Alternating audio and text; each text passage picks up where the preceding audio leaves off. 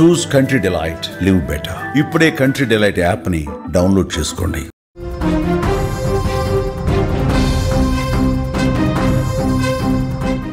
ఎందుకురా ఆడపిల్లల ఉసురు పోసుకుంటున్నారు? ఎందుకు అమాయకురాలని అత్యంత దారుణంగా చంపేస్తున్నారు? ప్రేమించకపోతే చంపేస్తారా? ప్రేమించడం మీ జన్మ హక్కా?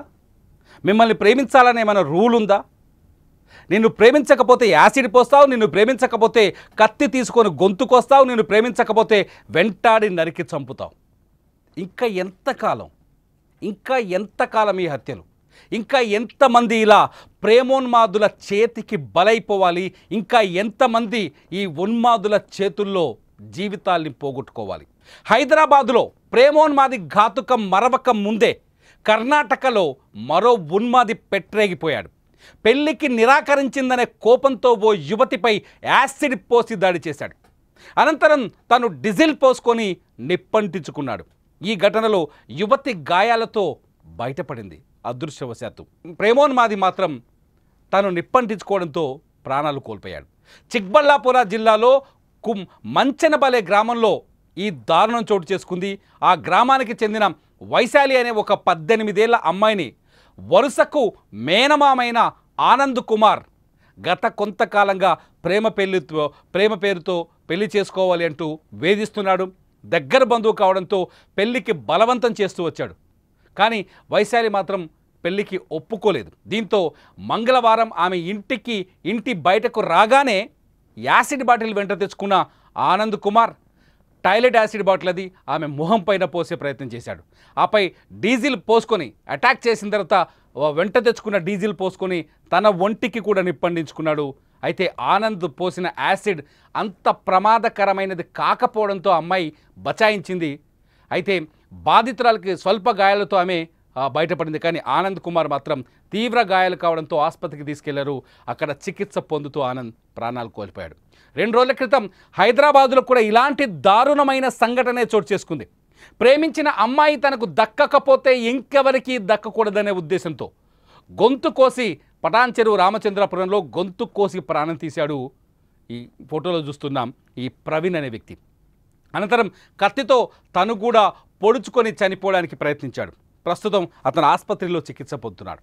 ఈ 2 సంఘటనలు చూస్తుంటే నిజంగా కర్ణాటక చిక్బళ్ళాపూర్లో జరిగిన ఆ సంఘటన, ఇటు పటాన్ చెరువులో జరిగిన ఈ 2 సంఘటనలు చూస్తుంటే ఇంకా ఈ ఉన్మాదం ఎంతకాలం? ఇది తెలివిండి చేస్తున్న పనులేనా, తెలివి లేక చేస్తున్న పనుల? ప్రేమ పిచ్చిలో ఏం నిర్ణయాలు తీసుకుంటున్నారో వీళ్ళకే తెలియట్లేదు. ప్రేమించడం తప్పు కాకపోవచ్చు, ఎందుకంటే ఎంతోమంది ప్రేమలో పడ్డవాళ్ళు లేకపోతే ప్రేమించుకున్న వాళ్ళు పెళ్లి చేసుకుని సంతోషంగా జీవితాన్ని కొనసాగిస్తున్నారు. కానీ వీళ్ళది ప్రేమ ఉన్మాదం కదా. సరే, అమ్మాయి పైన దాడి చేయడం కాదు, ఈ 2 సంఘటనలు చూస్తే మీకు అర్థమవుతుంది వాళ్ళు కూడా అత్యంత దారుణంగా హింసించుకుంటున్నారు. ఏమైనా చాలా సింపుల్గా చెప్తారు, అమ్మాయి చాలా కాలం వాళ్ళని వెంట తిప్పుకుంది, వాళ్ళని మోసం చేసింది, చివరికి మోసం చేస్తే తట్టుకోకపోవడం వల్ల ఆ అమ్మాయిని చంపి నేను చచ్చిపోవాలని వీళ్ళు ఆలోచించారని చెప్పేసి. కానీ అది కాదు కదా ప్రేమ కోరుకునేది. ప్రేమ కోరుకునేది ఏంటి? ఒకవేళ నువ్వు ప్రేమించిన అమ్మాయో లేకపోతే నువ్వు ప్రేమించిన అబ్బాయో నీకు దక్కకపోతే వాళ్ళు ప్రశాంతంగా సుఖంగా సంతోషంగా 100 ఏళ్ళు ఆనందంగా జీవించాలని కోరుకోవడమే ప్రేమ. ప్రేమ త్యాగాన్ని కోరుకుంటుంది, హింసను కాదు. ప్రేమ త్యాగాన్ని కోరుకుంటుంది, హింసను కాదు. విజయవాడలో శ్రీలక్ష్మి సంఘటన నుంచి ఇవాల్టి వరకు మనం ఎన్నో చూసాం. వరంగల్లో యాసిడ్ అటాక్ నుంచి ఇవాల్టి వరకు ఎన్నో సంఘటనలు చూసాం. కానీ ఈ ఉన్మాదులు మాత్రం మారటం లేదు, ఈ ఉన్మాదం మాత్రం తగ్గటం లేదు. చిక్బళ్ళాపూర్లో సంఘటన ఒక్కసారి చూస్తే వైశాలి వయసు కేవలం 18 సంవత్సరాలే. ఆమె చిన్నపిల్ల, ఇంకా బాల్యం కూడా పోలేదు. వాళ్ళ అక్క కూతురని తెలుస్తుంది, మేనత్త కూతురని కూడా రాస్తున్నారు కొన్ని సైట్లలో. వాళ్ళ అక్క కూతురని తెలుస్తోంది. ఆ పిల్లని 25 ఏళ్ళ ఈ ఆనంద్ కుమార్ ప్రేమిస్తావా, పెళ్లి చేసుకుంటావా, లేకపోతే చంపేస్తాను నేను చచ్చిపోతాను. ఇక్కడ ఉన్మాది ఎవరు? 18 ఏళ్ల వయసున్న అమ్మాయి చాలా జాగ్రత్తగా ఆలోచించింది. ఈ ఉన్మాదిని ప్రేమిస్తే, ఈ ఉన్మాదిని పెళ్లి చేసుకుంటే నా జీవితం నాశనం అవుతుందని. కానీ ఈ ఉన్మాది మాత్రం ఆలోచించలేకపోయాడు, ఒక అమ్మాయికురాలి జీవితాన్ని నాశనం చేస్తున్నానని, ఒక బాలిక వెంట పడుతున్నానని.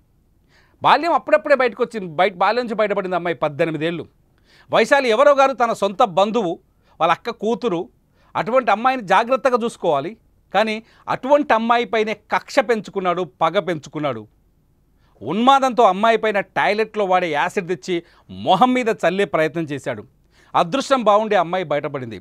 కానీ ఈ ఉన్మాది చేసిన దాడితో తను నిందితుడిగా మారిపోతాను, దోషిగా మారిపోతాను, సమాజంలో తలెత్తుకొని తిరగలేననే కోపంతో అక్కడే డీజిల్ పోసుకొని ఒంటిపైన ఆత్మహత్య చేసుకున్నాడు. ఆత్మహత్య నిప్పండించుకొని ప్రాణం తీసుకునే ప్రయత్నం చేశారు. మీరు స్క్రీన్లో విజువల్ చూస్తున్నారు.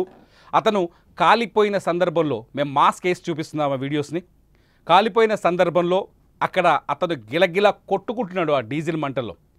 అప్పటికే అక్కడికి చేరుకున్న 108 సిబ్బంది అతన్ని తీసుకెళ్లి ఆనంద్ కుమార్ని తీసుకెళ్లి ఆసుపత్రిలో చేర్పించారు. మీరు ఆసుపత్రిలో చికిత్స పొందుతున్న వీడియోస్ కూడా చూస్తున్నారు. ఇవి కొంత భయాన్ని కోల్పించే దృశ్యాలు. ఇటువంటి సంఘటనలు మళ్ళీ పునరావృతం కాకూడదని కోరుకుందాం. ఏం సాధించాడు ఆనంద్ కుమార్? ప్రాణాలు పోగొట్టుకున్నాడు అనవసరంగా. ప్రేమ అంటే ఒకరిని ఒకరు అర్థం చేసుకోవడం, ఒకరి ఇష్టాల్ని మరొకరు గౌరవించడం, ఒకరి కోసం ఒకరు జీవించడం, ఒకరి కష్టాన్ని ఇంకొకరు పంచుకోవడం, ఒకరి బాధని ఇంకొకరు అర్థం చేసుకోవడం, షేర్ చేసుకోవడం, ఒకరికున్న ఈ సమస్యల్ని ఇంకొకరు పరిష్కరించడం. ఇది ప్రేమంటే, ఒకరి కోసం ఒకరు జీవించడం. ఒకవేళ వైశాలిని నిజంగానే ఆనంద్ కుమార్ ప్రేమించి ఉంటే కామెంట్ చేయండి ఈ వీడియో కింద. నిజంగా వైశాలిని ఆనంద్ కుమార్ ప్రేమించాడా? నిజంగా వైశాలి ఆనంద్ కుమార్ని ఇష్టపడిందా? ఆనంద్ కుమార్ నిజంగా వైశాలిని ప్రేమించుంటే ఇలా చంపేయాలనే ఆలోచన, హత్యాయత్నం చేసే ఆలోచన ఎందుకు వస్తుందా? తనను తాను చచ్చిపోవాలనే ఆలోచనకు వస్తాడా? నిజంగా ఇది ప్రేమ కాదు, ఉన్మాదం. ఒక రకంగా చెప్పాలంటే పిచ్చి. నాకు ఆనంద్ కుమార్ని చూస్తే కూడా ఇక్కడ జాలి కలుగుతుంది. జాలి లేదనుకోదు, ఇంతసేపు నేను చెప్పిందని చూసి జాలి కలుగుతోంది. అన్యాయంగా బంగారం లాంటి జీవితం, 25 ఏళ్ల వయసు, అద్భుతమైన ఉద్యోగం చేసుకుని ఇంతకంటే మంచి అమ్మాయి దొరికేదేమో, కష్టపడి పనిచేస్తే ఇంతకంటే మంచి ఫ్యూచర్ వచ్చేదేమో. ఈయన మనసును దోచుకున్న అమ్మాయిలు ఇంకెంతోమంది ఉన్నారేమో. ఆ అమ్మాయి వెంట ఎందుకు పడ్డాడు? వద్దన్న అమ్మాయిని ఎందుకు వేధించాడు? వద్దన్న అమ్మాయి చుట్టూ ఎందుకు తిరిగాడు? వద్దన్న అమ్మాయి కాపు కాసి ఆ అమ్మాయి పైన యాసిడ్ పోస్తాడు. పటాన్ చెరువులో 3 ఏళ్ల పాటు అమ్మాయి వెంట తిరిగి అరే ఎందుకురా భయ్, నో చెప్పినప్పుడు వదిలేయచ్చు కదా. నువ్వు వద్దురా బాబు నాకు నచ్చలేదన్నప్పుడు చెప్పినప్పుడు వదిలేయచ్చు కదా. నువ్వంటే ఇష్టం లేదన్నప్పుడు చెప్పి వదిలేయచ్చు కదా. ఏమవుతుంది? 4 రోజులకు బాధ అనిపిస్తుందేమో, 5వ రోజు మామూలు అయిపోద్ది జీవితం. కక్ష తీర్చుకోవడానికి కత్తి తెచ్చి ఆ అమ్మాయి గొంతు కోసి ఆ అమ్మాయిని చంపేసి అదే బెడ్ పైన ప్రవీణ్ కూడా తనకు తాను పొడుచుకున్నాడు. దీన్ని ఏమనాలి? ప్రేమంటావా, ఉన్మాదం అంటావా? నేను చెప్తున్న మాటలు చాలామందికి బాధ కలిగించవచ్చు. నేను చెప్తున్న మాటలు కొందరు పురుషుల్లో కూడా కోపాన్ని తెప్పించవచ్చు, నన్నే తిట్టొచ్చు, నో ప్రాబ్లం. కానీ నిజం ఏంటంటే మనం వచ్చింది బతకడానికి, చావడానికి కాదు. మనం ఉన్నది చంపడానికి కాదు, బతికించడానికి.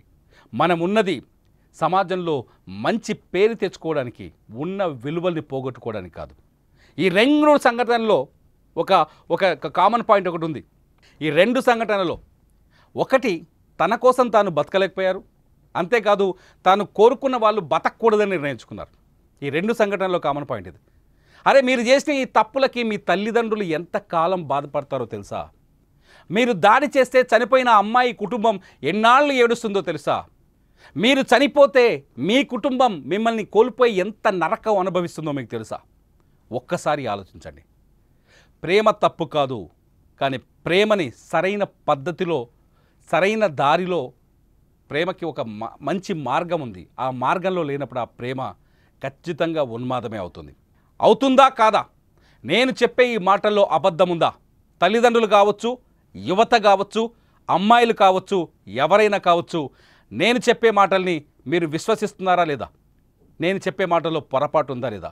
దయచేసి మీ ప్రేమను ఉన్మాదంగా మార్చుకోవద్దు అని చెప్తున్న నా మాటలు మంచి మాటలా కావా, తప్పు మాటలా? మీరేమనుకుంటారో ఈ వీడియో కింద కామెంట్ చేయండి. నా పేరు తిరుమల్. సుమన్ టీవీ లైవ్ కోసం, సుమన్ టీవీ లైవ్ అప్డేట్స్ కోసం చూస్తూనే ఉండండి సుమన్ టీవీ లైవ్, అట్లాగే సుమన్ టీవీ డిజిటల్ లైవ్.